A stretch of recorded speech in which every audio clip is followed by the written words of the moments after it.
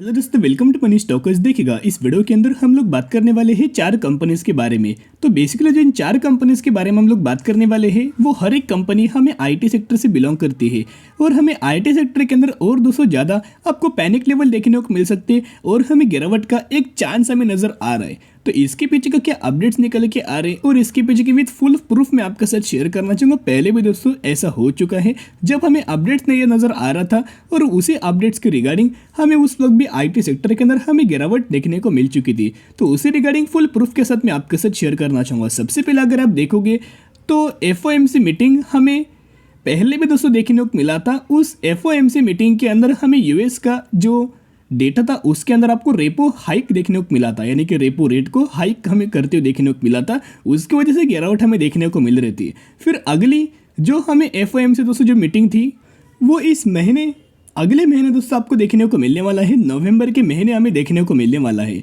जो पिछले अगर आप एफओएमसी की मीटिंग अगर आप देखोगे तो 20 से लेकर 21 सितंबर के दिन हमें मीटिंग नज़र आ रही थी और मीटिंग होने के बाद ऑलमोस्ट यहाँ 75 बीपीएस ऑलमोस्ट हमें रेपो रेट दोस्तों हाइक हमें देखने को मिला था, तक जो कि फेडरलिज्म ने यूएस के अंदर रेपो रेट हाइक किया था। ओके, उस जो पहला डेटा था वहाँ 75 बीपीएस तक का रेपो रेट हमें यूएस के अंदर हाइक आपको फेडरलिज्म के करते हुए देखने को मिल चुका था। अभी जो आपको रेपो रेट मीटिंग देखने को मिलने वाले हैं, अभी जो आपको एफओएमसी मीटिंग जो देखने को मिलने वाले हैं 1 नवंबर से लेकर 2 नवंबर तक, यानी कि 2 दिन आपको एफओएमसी मीटिंग होने वाले। उसके अंदर अगर आप देखोगे जिस तरह से पिछले मीटिंग के अंदर आपको रेपो रेट के अंदर हाइक मिला था, इस मीटिंग के अंदर भी हमें रेपो रेट के अंदर हाइक हमें देखने को मिल सकता है। इन फेवर में मार्केट के अंदर रेपो रेट हो या फिर अगर आप देखोगे कि एक्सपेक्टेशंस के हिसाब से और ज़्यादा रेपो रेट हाइक मिले, तो इसके रीज़न अगर आप देखोगे तो बेसिकली इसके अंदर हमें मार्केट के अंदर करेक्शन भी आपको देखने को मिल सकते हैं। इसका जैसे कि क्यों हमें आईटी सेक्टर के अंदर करेक्शन मिलेगा,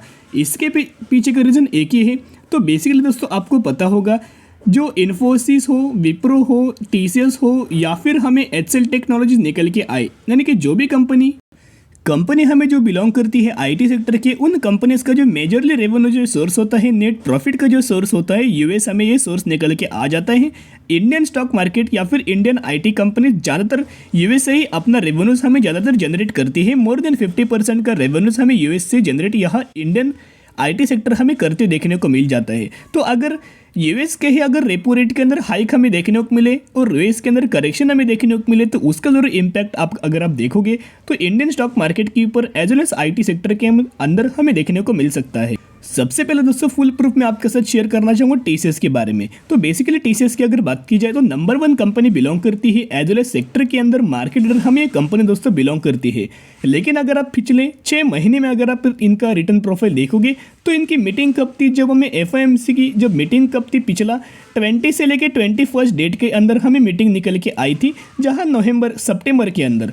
तो बेसिकली दोस्तों सितंबर के अंदर अगर आप देखोगे तो 21 सितंबर यहाँ मैंने ये मार्क किया है। यहाँ अगर आप देखोगे तो सीधे हमें करेक्शन हमें टीसीएस के अंदर देखने को मिला था और ये लोएस्ट पॉइंट हमें टीसीएस के अंदर नजर आ रहे हैं, जहाँ डेट दोस्तों पे नोट करना, जो कि वीकेस्ट पॉइंट हमें टीसीएस के अंदर देखने को मिल रहा है।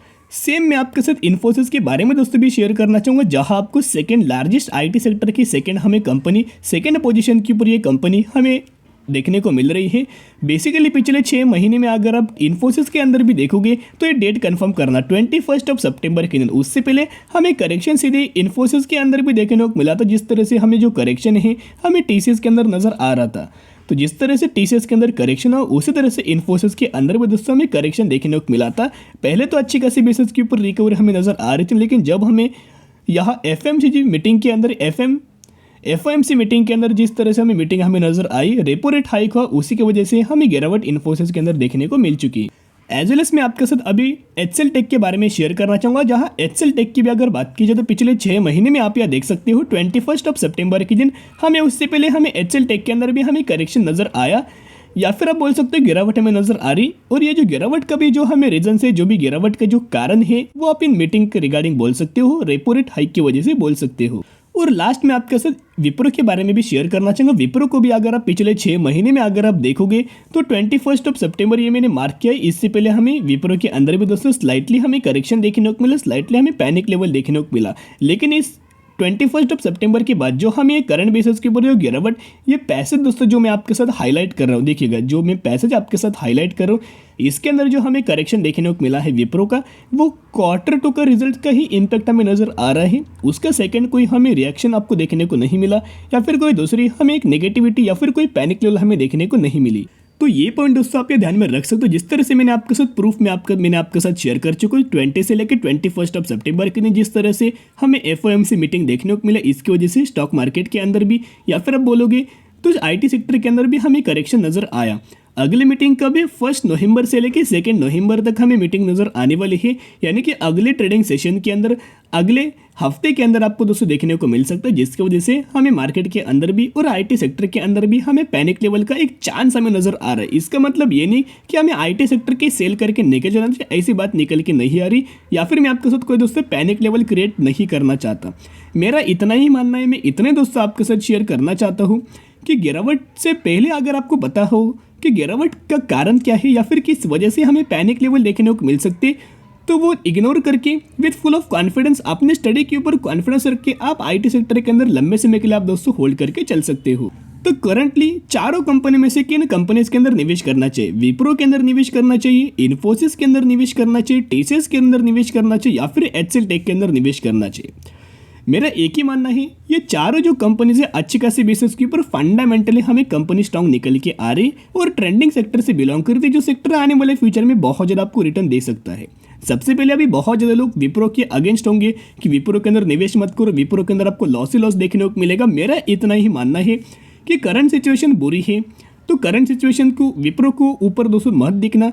पिछले 5 सालों में विप्रो का परफॉर्मेंस देखेगा, पिछले 10 सालों में विप्रो का परफॉर्मेंस देखना, और पिछले 15 सालों में विप्रो का परफॉर्मेंस देखना। बहुत गजब का विप्रो ने परफॉर्म किया है और हर एक पैरामीटर के अंदर ग्रोथ ही है। लेकिन करंटली अगर आप दोस्तों देखोगे तो इनके नेट प्रॉफिट मार्जिन के अंदर हमें फॉल है, जिसकी वजह से अगर आप देखोगे तो इसके अंदर हमें पैनिक लेवल नजर आ रही। रिजल्ट कंपनी ने अच्छा नहीं परफॉर्म किया, इसी की वजह से आपको गिरावट देखने को मिल रही है। लेकिन विप्रो हो, इन्फोसिस हो, TCS हो या फिर HCL टेक हो, तीनों कंपनी अच्छे हैं।